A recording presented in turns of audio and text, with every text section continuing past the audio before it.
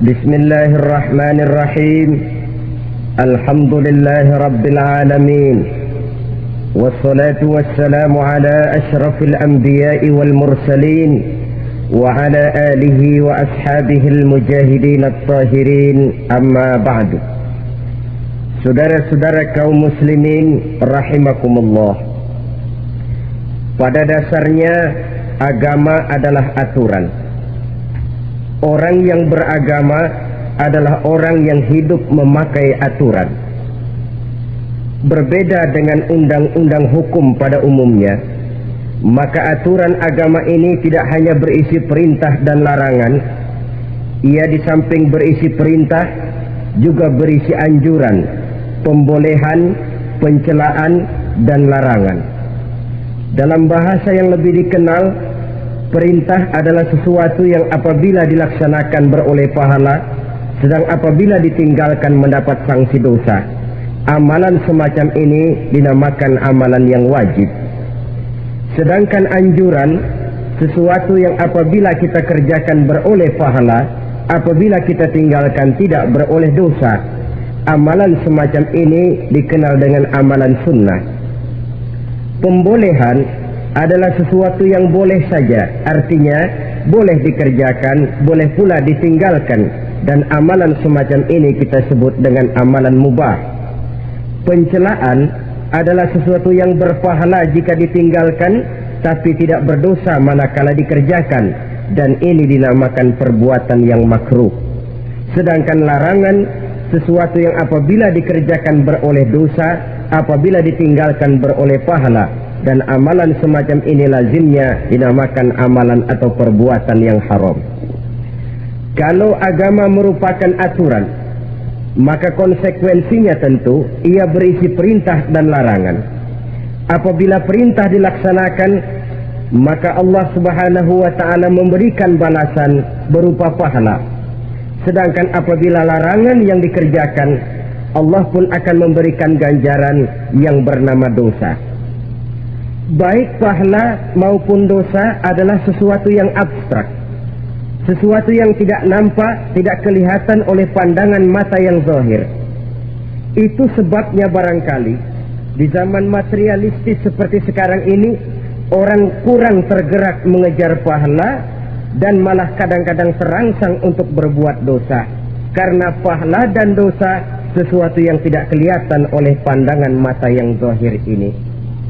Namun sungguh pun demikian, pahala dan dosa bisa mendatangkan kebahagiaan atau kegelisahan batin. Bersabda Rasulullah sallallahu alaihi wasallam, "Idza sarratka hasanatuka wa sa'atka sayyi'atuka fa anta mu'min."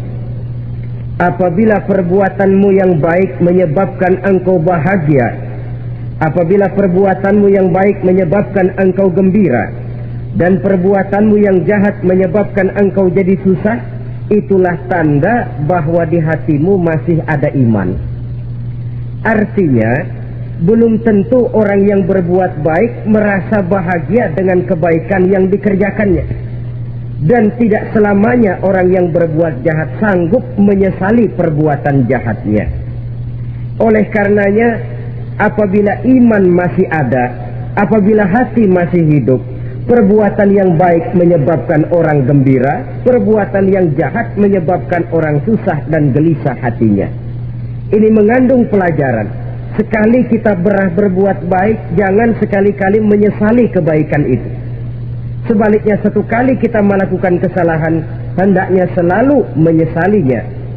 Kadang-kadang dalam kehidupan, karena orang tempat kita berbuat baik itu rupanya membalas air susu dengan air tuba, kita lalu menyesali kebaikan. Lahirlah kata-kata, "Nyesal saya nolong dia." Ibarat pepatah katanya, nolong anjing kejepit. Waktu kejepit setengah mati kita tolongin, begitu selesai dia dari kejepitnya malah kita digigitnya. Saudara hadirin yang saya muliakan, dalam kehidupan sehari-hari barangkali ini kena filsafat yang disebut dorong mobil mogok. Ketika mobil mogok setengah mati kita dorong, begitu mesin hidup ditinggalkannya kita di belakang. Sesungguhnya perbuatan kita yang baik tidak harus disesali. Karena disesali atau tidak, toh perbuatan itu sudah kita lakukan. Dan penyesalan atas segala kebaikan hanya akan mengurangi nilai pahala kebaikan itu sendiri. Berbahagialah apabila berbuat baik, walaupun orang yang kita melakukan kebaikan membalasnya dengan kejahatan. Menyesalah apabila berbuat kesalahan, apabila melakukan dosa, karena itu pertanda nilai iman yang masih hidup dalam jiwa kita. Saudara-saudara kaum muslimin yang berbahagia, jadi sungguh pun pahala dan dosa sesuatu yang abstrak, efeknya jelas dia mendatangkan kebahagiaan atau membawa kepada kegelisahan batin di dalam kehidupan manusia. Orang di zaman materialis kurang terangsang berbuat pahala dan terdorong melakukan dosa. Kenapa? Karena pahala tidak kelihatan, dosa tidak nampak. Kalau pahala kelihatan, barangkali nggak kuat kita mikul pahala. Kalau dosa benjol, umpama tiap bikin dosa palanya benjol, barangkali sudah nggak karu-karuan kepala kita. Baik pahala, baik dosa, sesuatu yang tidak nampak oleh pandangan mata zahir, tapi yang punya efek dalam kehidupan ini. Orang yang banyak pahalanya dengan orang yang banyak dosanya, kalau dia berjalan barangkali sulit kita membedakan. Tapi efeknya dalam kehidupan ini jelas adanya. Sesuatu yang bernama pahala kita perlukan, karena hidup tidak berhenti hingga di sini.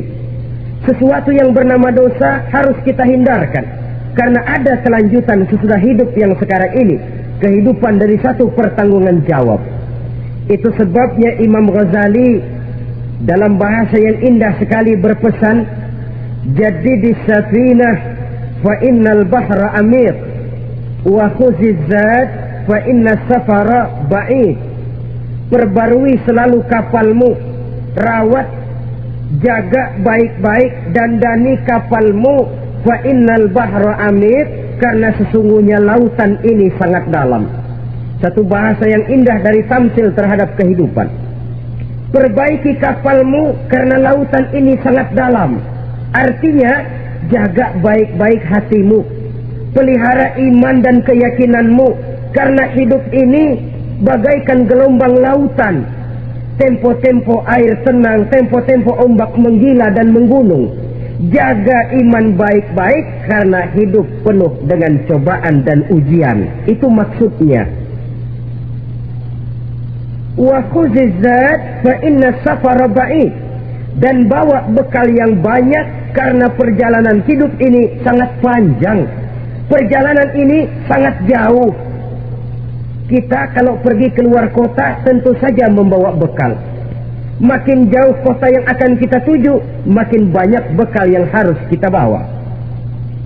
Alangkah sengsaranya manusia apabila dia akan pergi ke satu kota yang jauh, modalnya cuma nekat.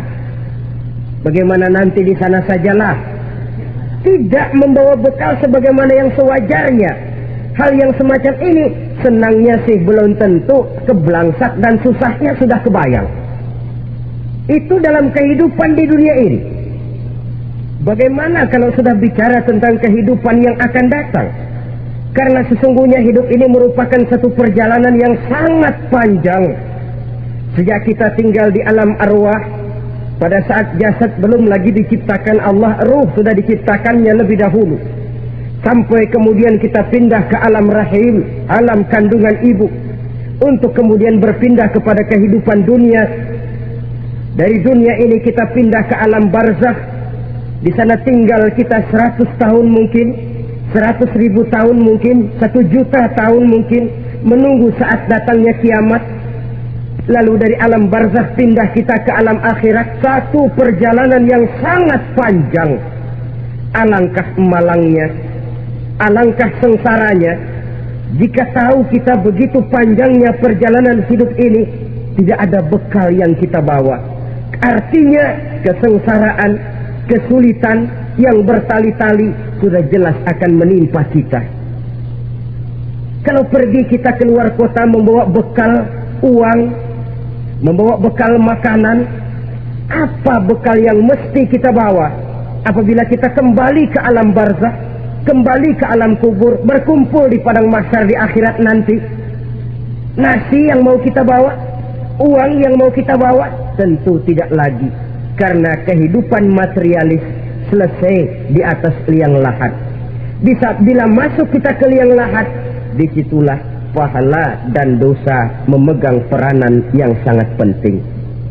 Maka pada pertemuan malam ini kita akan bicara tentang pahala dan dosa itu. Saudara-saudara kaum muslimin rahimakumullah, yang dinamakan pahala, kata Imam Ali Al-Jurjani dalam kitab At-Ta'rifatnya, ma yastahiqqu bihi ar-rahmatu wal maghfiratu minallahi ta'ala, sesuatu yang pelaksananya berhak untuk mendapat rahmah dan ampunan dari Allah. Dengan kata lain, nilai pahala adalah akibat dari perbuatan-perbuatan di dalam melaksanakan perintah dan anjuran yang ada di dalam kehidupan agama. Apabila perintah dan anjuran kita laksanakan, nilai pahala itu lalu datang. Nah, nilai pahala dalam Islam menurut konsepsi Quran, Allah menjelaskan, man jaa bil hasanati falahu asyru amsalihha. Barang siapa yang datang membawa satu kebajikan, barang siapa yang melaksanakan satu kebaikan, maka dia akan mendapat balasan 10 kali dari kebaikan yang dikerjakannya. 10 kali ini pun masih dilipat gandakan dengan 7 ini pun masih dikalikan 100, dan itu pun masih ditambah dengan pernyataan wallahu yudha'ifu liman yasha. Allah masih akan melipat gandakan perbuatan baik seseorang yang dikehendakinya. Itulah nikmatnya dalam Islam. Tetapi sebaliknya, wa man jaa bisayyi'ati fala yujza illa mislaha. Barang siapa yang melakukan satu kejahatan, dia tidak akan mendapat balasan kecuali sesuai dengan kejahatan yang dikerjakannya. Alangkah rahman dan rahimnya Allah. Orang yang berbuat baik dibalas 10, dikali 7, dikali 100, masih dilipat gandakan pula. Tapi orang yang berbuat jahat tidak akan mendapat balasan kecuali sesuai dengan kejahatan yang dikerjakannya. Ini kan beda dengan sifat kita manusia. Kita ini kadang-kadang kalau dijitak membalasnya mukul. Tapi kalau orang berbuat baik kepada kita, kita enggan untuk berbuat baik kepada orang tadi. Allah tidak mengajarkan begitu. Satu kebaikan berbalas 10, satu kejahatan berbalas dengan satu kejahatan. Maha Rahman dan Rahim Allah. Bahkan dalam Islam, niat berbuat baik saja mendapat pahala, sedangkan niat berbuat jahat belum ditulis merupakan satu dosa sampai kejahatan itu dikerjakan oleh orang yang niat tadi. Umpamanya, saudara niat nanti malam giliran pengajian saya mau hadir di majelis taklim. Pas datang waktu malam, hujan turun sangat lebat. Saudara berhalangan datang ke majelis taklim, saudara sudah mendapat pahala niat. Tapi saudara niat, nanti malam kalau turun hujan, saya mau bongkar rumahnya si fulan, saya mau curi seluruh harta bendanya. Ternyata malam saudara tidak mengerjakan perbuatan itu belum ditulis dosa sampai perbuatan itu benar-benar dikerjakan. Tapi lalu jangan macam-macam. Kalau begitu niat aja yang baik, biar nggak usah dikerjain. Niat aja pengen ngaji walaupun tidak ada niatan untuk ngaji. Allah lebih tahu tentang apa yang terdetik di dalam hati sanubari kita. Itulah sebabnya sangat dianjurkan orang untuk melakukan segala macam kebajikan, dan dianjurkan orang menjauhkan segala macam bentuk kejahatan, karena dia akan berefek melahirkan dosa dan pahala. Dosa dan pahala itulah alat untuk memperoleh kebahagiaan di alam kubur, di padang mahsyar, sampai di akhirat nanti. Di dunia ini mungkin segalanya bisa kita beli dengan yang namanya uang. Keamanan kita bisa menyewa petugas untuk menjaga rumah kita. Kendaraan yang mewah bisa kita beli. Udara yang sejuk bisa kita ciptakan. Siapa banyak uang, dia raja. Mungkin itu di dunia. Tapi bisa apa uang kalau kita sudah masuk ke alam kubur? Bisakah munkar nakir kita sogok? Udah karkir, jangan nanya nih, cepet. Bisakah malaikat azab menyingkir dengan uang semir? Ternyata tidak. Untuk memperoleh kebahagiaan di sana, nilai pahala. Kesengsaraan akan kita dapat kalau kita banyak menumpuk dosa. Oleh karena itu jangan beranggapan, pahala nggak kelihatan, dosa juga nggak kelihatan, biarin saja. Yang tidak kelihatan ini pada waktunya akan memegang peranan yang sangat penting. Tapi tidak cuma untuk menghadapi hidup di situ, kita lalu harus berbuat baik dan meninggalkan yang jahat. Terutama juga di dunia ini. Toh pepatah bilang gajah mati meninggalkan gading, harimau mati meninggalkan belang. Apa yang akan kita tinggalkan setelah kita mati? Kita ingin jasad kita boleh hancur terkubur tanah, tapi nama kita ingin hidup terus, dikenang orang 100, 1000, bahkan 1.000.000 tahun yang akan datang. Ditulis orang dengan tinta emas dalam sejarah, tercatat kita sebagai orang baik-baik. Saudara-saudara kaum muslimin rahimakumullah. Lalu perbuatan apa yang bisa mendatangkan pahala itu? Saudara-saudara, semua perbuatan yang diperintah dan dianjurkan oleh Allah, yang dikerjakan dengan ikhlas hanya untuk mencapai ridho Allah, mendatangkan pahala. Kadang-kadang menurut pendapat kita remeh, tapi nilainya di sisi Allah besar. Itu pahala. Menghitung pahala itu hak prerogatif Allah. Perbuatan yang ringan Allah mau berikan ganjaran yang besar, itu urusan Allah. Misalnya kata Nabi, la tahqiranna minal ma'rufi syai'an. Jangan kamu menganggap remeh perbuatan baik walaupun kecil. Jangan merasa sulit melakukan perbuatan yang mengandung pahala. Bertemu dengan teman, muka kita cerah, berpahala. Menyingkirkan duri di jalanan, berpahala. Menolong orang yang sesat, memberitahu orang yang bertanya, berpahala. Tidak sulit kalau kita mau. Yang diperintah dan dianjurkan oleh agama, itu perbuatan yang mengandung nilai-nilai pahala. Masalahnya cuma tinggal mau atau tidak, dan dikerjakan dengan ikhlas. Bertemu teman, mukanya cerah, pahala. Menyingkirkan duri di jalanan, pahala. Sedekah, pahala. Tidak berupa perbuatan, bisa berupa ucapan. Misalnya bersolawat, pahala. Bertasbih dan bertahmid, pahala. Kata Nabi, kalimatani khafifatani 'alal lisan, thaqilatani fil mizan. Ada dua kalimat yang enteng di lidah tapi berat di timbangan akhirat nanti. Apa itu? Subhanallah walhamdulillah. Itu kan amalan yang ringan, perbuatan yang mudah saja, tapi nilainya demikian besar dalam pandangan Allah. Jadi pendeknya, perbuatan yang bernilai pahala adalah perintah dan anjuran agama yang dilaksanakan dengan ikhlas semata-mata untuk mencapai ridho Allah, itu mengandung pahala. Niat dasarnya itu harus karena Allah, landasannya harus karena ikhlas. Bukan cuma sekedar basa-basi, tidak karena ingin dipuji orang, tidak karena mengharap tanda jasa, tapi ikhlas semata-mata. Dari perbuatan yang paling kecil dan mudah sekali sampai kepada amalan-amalan yang besar dan memerlukan biaya yang besar. Seperti melaksanakan ibadah haji, seperti jihad fi sabilillah, membangun masjid, membangun pondok-pondok pesantren, membangun pusat-pusat kesehatan, membangun jalan-jalan umum, termasuk menjaga keamanan. Jangan dikira loh, sistem link umpamanya, menjaga keamanan kampung tidak berpahala. Kalau diniatkan ibadah, menjaga ketenangan warga supaya mereka tekun ibadah, ikhlas karena Allah, itu juga bernilai ibadah.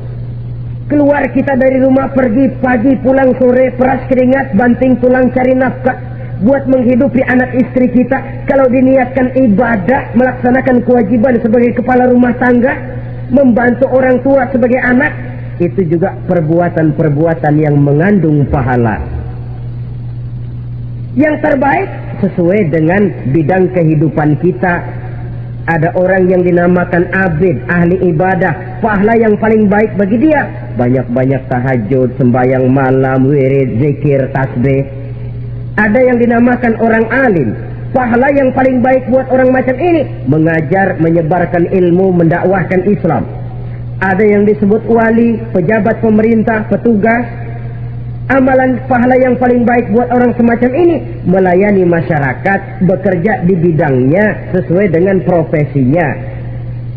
Saudara hadirin yang saya hormati, jadi dengan demikian perbuatan-perbuatan yang mengandung nilai-nilai pahala ini bisa perbuatan yang menurut kita kecil namun punya nilai besar. Apalagi perbuatan besar dengan biaya yang besar, tentu makin besar juga pahala yang disediakan oleh Allah Subhanahu wa ta'ala.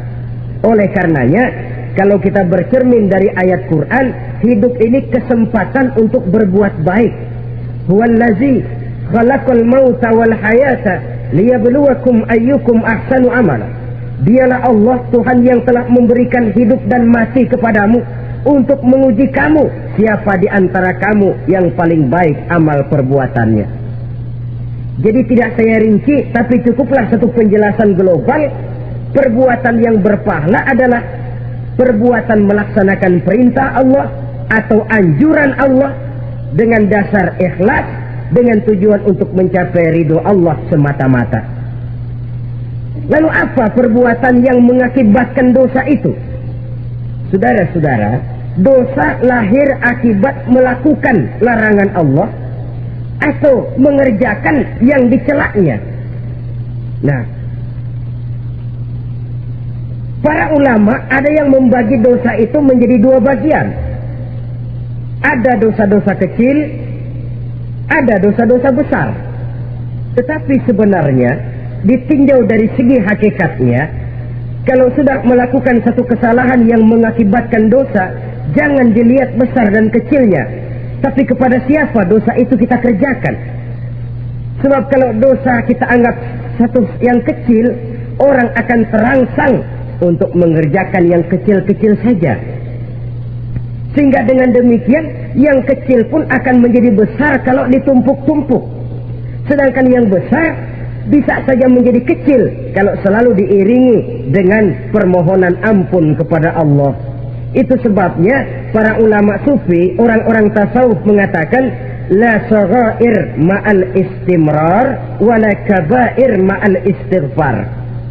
Tidak ada dosa yang kecil kalau dikerjakan terus-menerus, dan tidak ada dosa yang besar kalau digempur tiap saat dengan perbuatan istighfar atau memohon ampun kepada Allah Subhanahu wa ta'ala.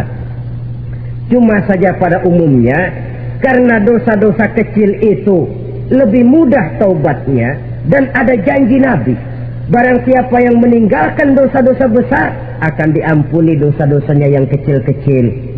Oleh karena itu, pada kesempatan ini kita akan juga bicarakan apa saja yang termasuk klasifikasi dosa-dosa besar, dengan harapan kita bisa menjaga diri, menyelamatkan diri, jangan sampai terjatuh ke dalam dosa-dosa yang besar tadi. Tetapi bukan berarti kita harus terangsang melakukan dosa-dosa yang kecil. Biarin kecil ini tobatnya gampang. Dosa kelas teri. Dosa itu kan tidak kelihatan. Lalu terangsang melakukan perbuatan dosa-dosa walaupun kecil, kalau berlarut terus-menerus dia akan tumbuh menjadi dosa yang besar. Oleh karenanya jangan sampai mengundang pengertian kalau kita membicarakan dosa-dosa yang besar lalu terangsang melakukan dosa-dosa yang kecil, karena bagaimanapun juga dosa kecil dan dosa besar sama dalam arti kepada Allah kita melakukan kesalahan. Dan dosa yang kecil pun kalau bertumpuk, dia akan menjadi banyak. Saudara-saudara kaum muslimin rahimakumullah, ada beberapa jenis dosa-dosa besar. Jenis yang pertama, asyirku billah, syirik atau menyekutukan Allah. Dari sekian deretan dosa-dosa besar, Syirik ini merupakan bapak moyangnya dosa. Dedengkotnya dosa itu syirik, menyekutukan Allah. Bahkan dosa yang lain Allah masih mau mengampuni.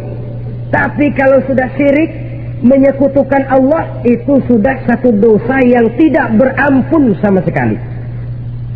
Oleh karena itu tepat pesan Imam Ghazali tadi. Jadi di safinah fa innal bahra amik. Jaga iman, pelihara akidah, dandani kapal. Karena hidup ini gelombang lautan sangat dalam, hidup banyak cobaan. Di dalam hidup di zaman sekarang ini, saudara bisa perhatikan, di mana tensi ekonomi tinggi, lapangan kerja sulit, persaingan hidup makin tajam, sifat egois dan individualis tumbuh di mana-mana. Rasa solidaritas sosial menurun, sifat gotong royong musnah. Orang mudah potong kompas, potong jalan. Ingin cepat kaya, ingin cepat naik pangkat, ingin dapat kedudukan. Kadang-kadang akidah pun terjual, akidah pun musnah. Jatuh ke jurang syirik pun tidak jadi soal. Itu yang kita khawatirkan. Kalau dosa-dosa yang lain Allah masih mau mengampuni, tapi kalau sudah jatuh kepada syirik, Allah sama sekali tidak akan memberikan ampun. Dalam kaitan dengan ini barangkali tepat sinyalemen Imam Ali itu. Andai kata kemiskinan merupakan satu kepribadian, saya akan membunuhnya lebih dahulu. Artinya memang kemiskinan ini sering mendorong orang kepada jurang kemusyrikan. Tidak tahan menghadapi godaan perut akibat tensi ekonomi yang tinggi, lapangan kerja yang sulit. Iman pun jadilah ditukar dengan 3 liter beras. Akidah pun jadilah dibarter dengan 3 bungkus supermi, dengan pakaian bekas, dengan obat-obatan. Tidak jadi soal baginya mengejar kebahagiaan yang relatif singkat dengan mengorbankan kebahagiaan yang abadi. Persis ibarat pepatah, nyari jarum kampak hilang. Mencari sesuatu yang kecil, yang besar jadi sia-sia. Membela perut, mengorbankan akidah. Na'udzubillah summa na'udzubillah. Saudara-saudara kaum muslimin rahimakumullah, ini fakta, ini kenyataan. Dan hal semacam ini tidak bisa diatasi cuma dengan ceramah, simposium, diskusi, seminar. Apalagi Nabi berpesan, solahu ummati bil ilmi wal mal. Umatku hanya bisa menjadi baik akidahnya dengan ilmu dan harta. Itu bahasa Nabi. Kalau bahasa kita sekarang, dengan ekonomi dan pendidikan. Ilmu, pendidikan, ekonomi, harta. Tanpa itu sangat besar kemungkinan kita bisa menjual akidah terjerumus di lembah kemusyrikan. Maka terutama kepada saudara-saudara saya, muslimin yang terpencil jauh dari kota-kota besar, yang kadang dalam kehidupan seharinya imannya sering digoda oleh supermi, akidahnya sering ditantang oleh pembagian beras, pakaian-pakaian bekas, obat-obatan dan sebagainya. Jaga dan bentengi akidah kita. Lebih baik nyawa berpisah dari badan, asal iman jangan berpisah dari hati. Kepada adik-adik saya para remaja, para pemuda di kota-kota besar yang iman dan akidahnya sering ditantang dengan minuman-minuman keras, fasilitas-fasilitas yang menghanyutkan, yang secara terarah dan praktis sedikit demi sedikit menggiring kita untuk keluar dari nilai-nilai akidah. Hati-hati, jaga baik-baik, sebab intan paling mahal, mutiara paling berharga, tidak lain nilai iman ini. Tergelincir kita daripadanya, jatuh ke lembah kemusyrikan, jatuh ke satu dosa yang teramat besar, yang Allah tidak akan pernah memberikan ampun lagi. Ini dosa besar yang pertama.